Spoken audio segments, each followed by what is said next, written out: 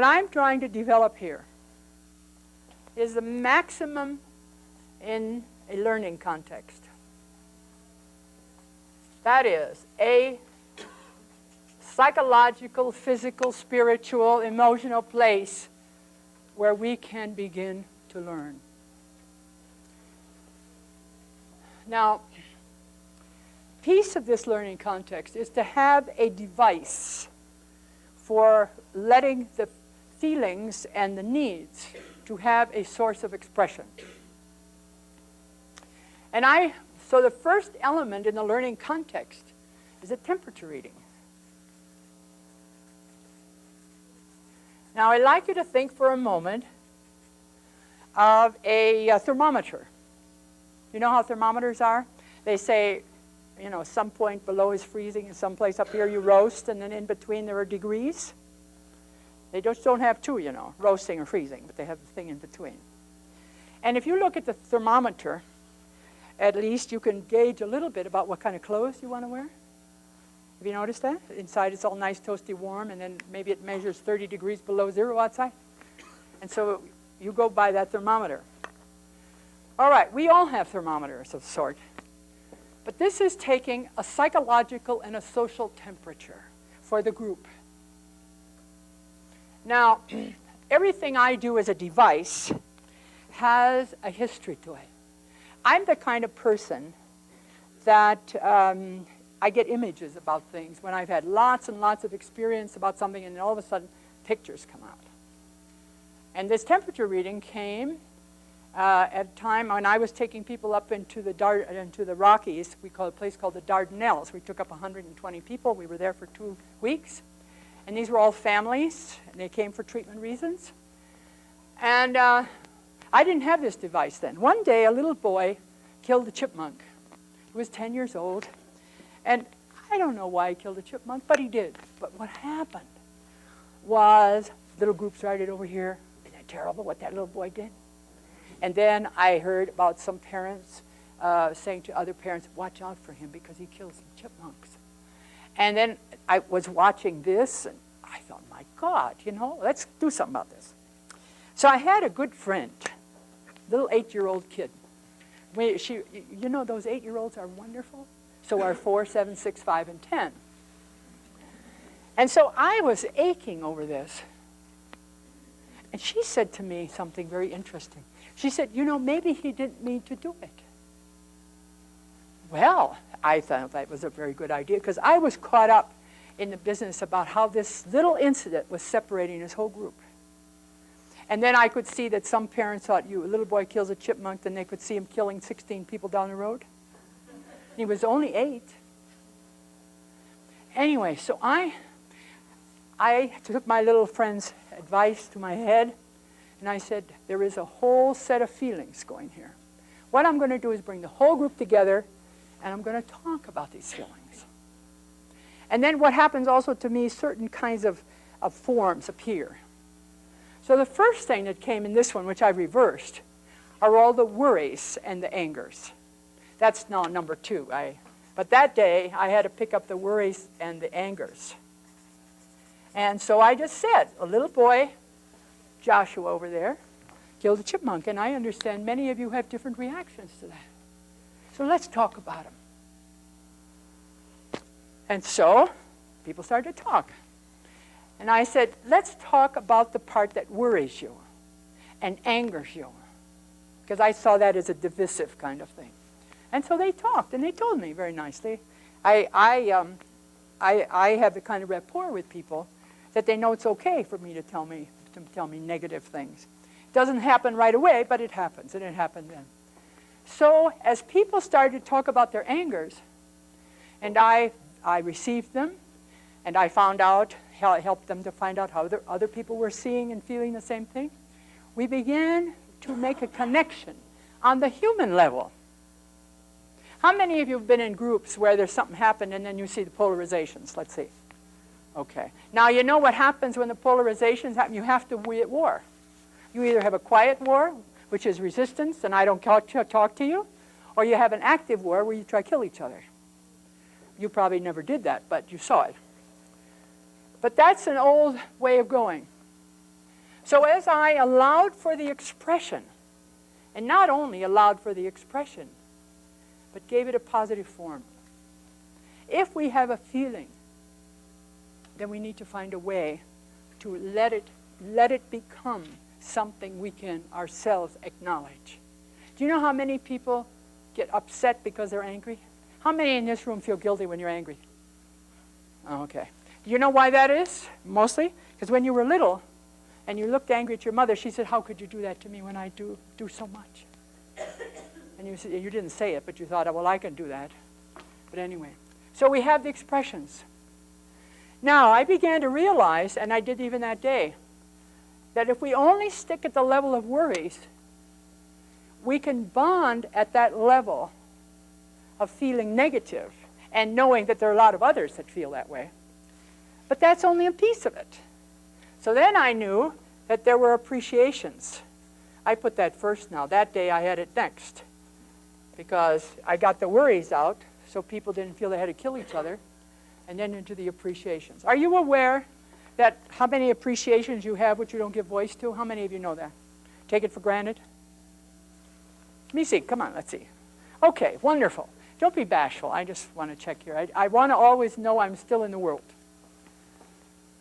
So appreciations. So what do you like about all this?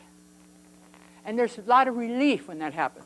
But if we have only appreciations without the freedom to express the negatives, we get tied in another way.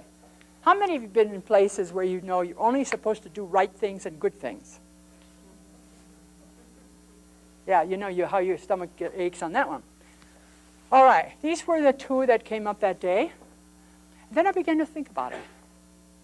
Because what happened as a result of finding out what angered people, what appreciated people, is we found we did not have a way to give out information.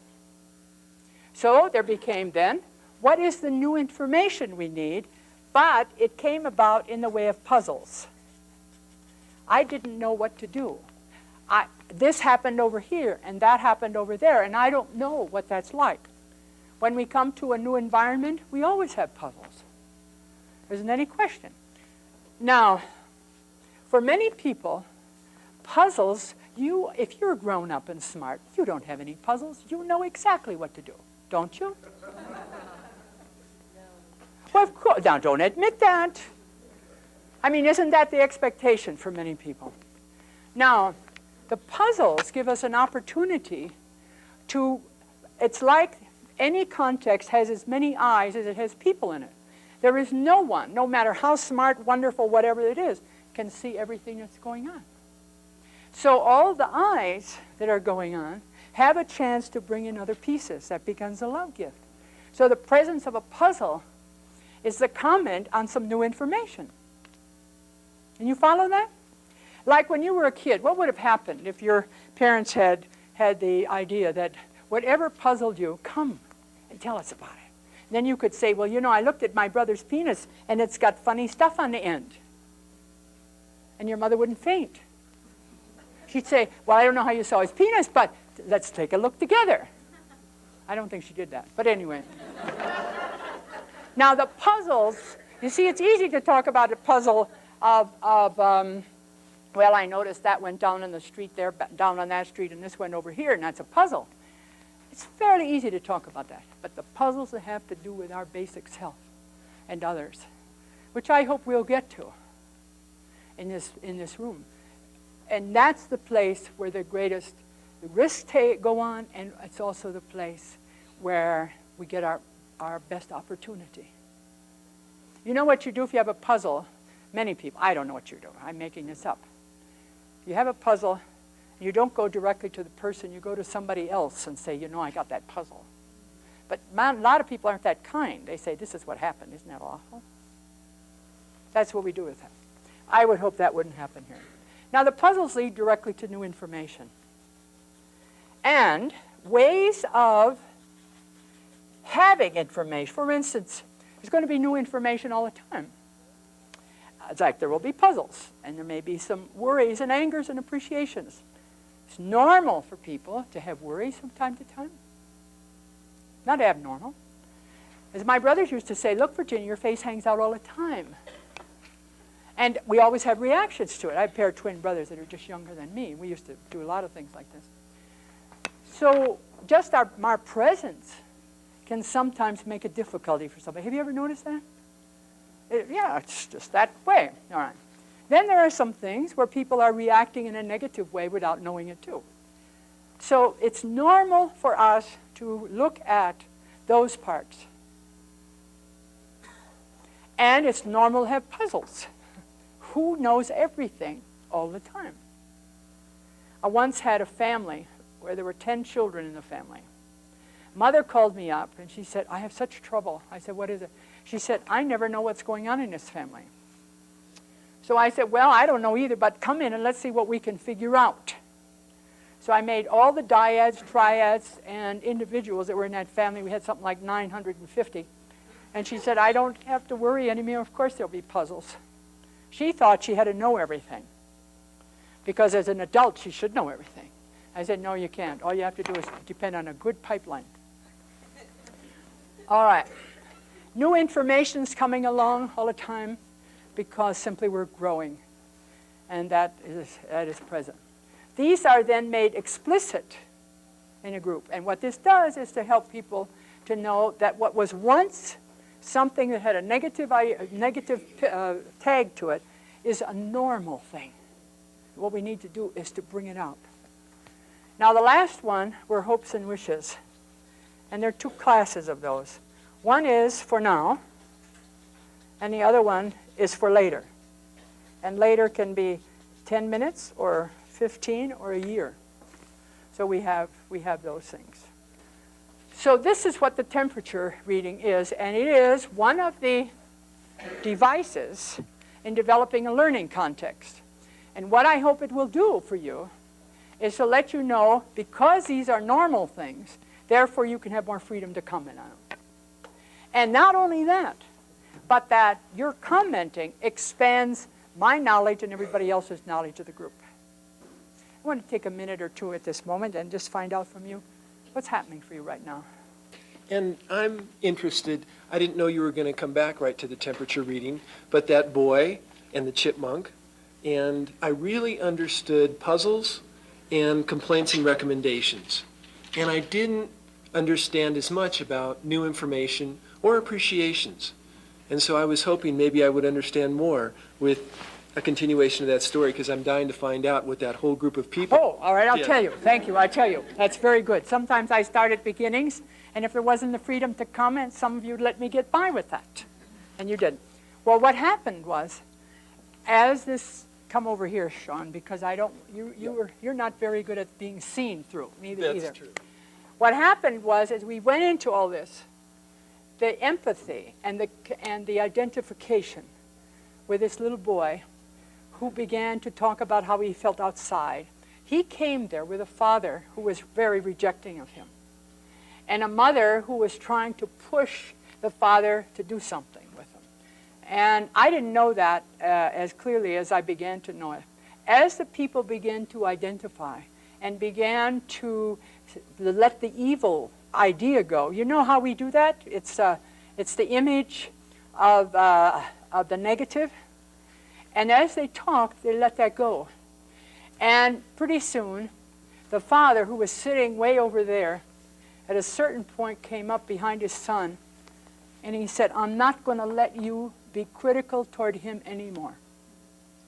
And that was a turning point for the father and the son in relation to that. But what also happened is that everybody got a really high dose of something that's going on right now all the time, of projecting their own dark side onto somebody else. And we were able to do that in a loving way. So that the healing that came about with that was really tremendous. I'm glad you asked that question. And I was very grateful because, you know, once you put an evil out there, we're doing that, you know, with Russia at this point in time. And we do that by putting our negative images out. It's in the family. How many of you have ever lived in families where people were behaving as though the other people were kind of evil or bad? Let's see that. All right. Now, you can't do that unless you also know that in yourself. Otherwise, you wouldn't notice it. And so there's nothing wrong with that, except Why put it out there when we can identify it here? And that's what happened, and everybody ended up hugging each other. But it took me about 3 hours to do that. Because everything I asked people to do was contrary to what they had done. If something does something bad, they should be punished, shouldn't they? So they won't repeat it. And if it's negative, everybody should behave negatively. Look what we do in our prisons. You did that awful thing, so now the way we're going to heal you is by treating you miserably. So we have that funny business. Everything that came out of that, from the standpoint of the society that was going at that time, was negative. I was going against the tide. But I do that all the time now. Thank you. Thank you. Oh, and by the way, one other thing. What came up was one of the things that happened to this little boy is that the muskrat came close to him, and he was afraid. And he did this. Nobody ever thought of that. They only thought if you kill a muskrat, it has to be a premeditated act.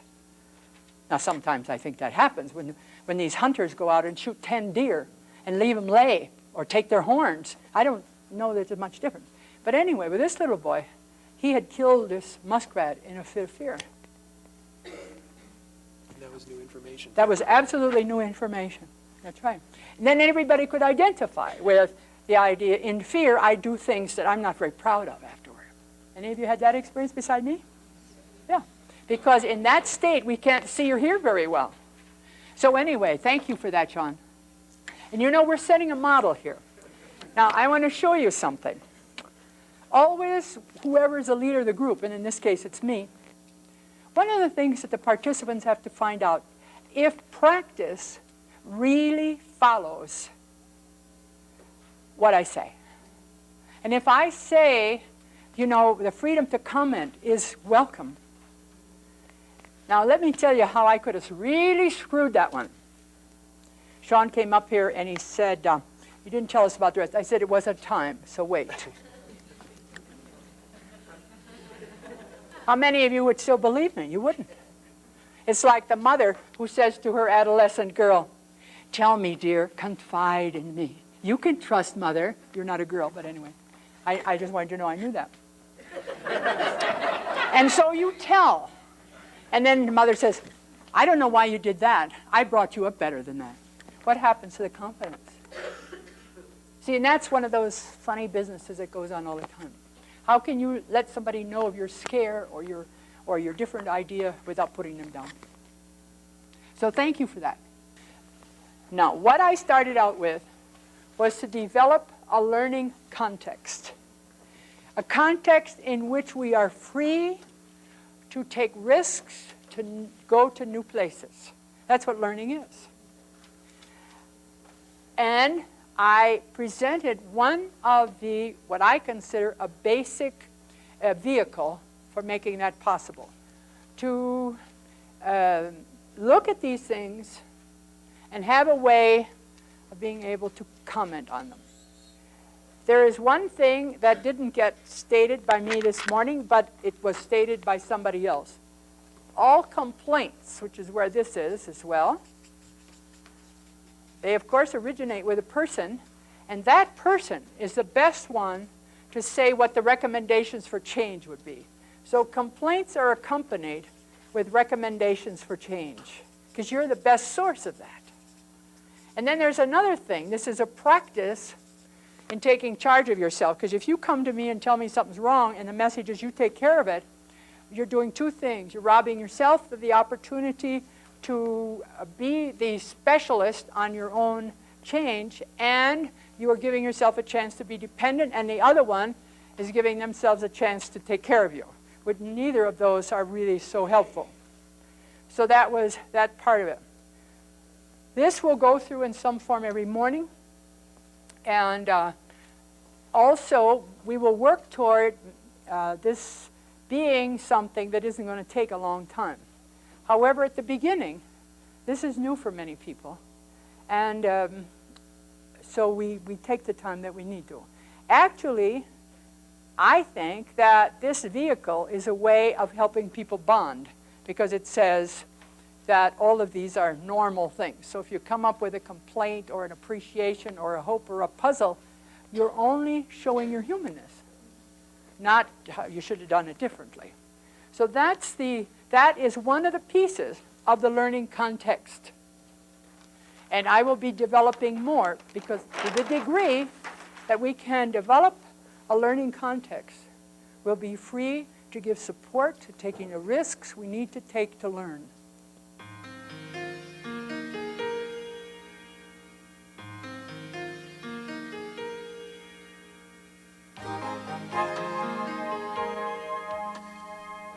Avanta, the Virginia Satir Network, founded in 1977, is a nonprofit educational organization. Membership is worldwide, representing a variety of professions. Avanta sponsors workshops, advanced training programs, international summer institutes, and conferences dedicated to guiding people of the world to become more fully human.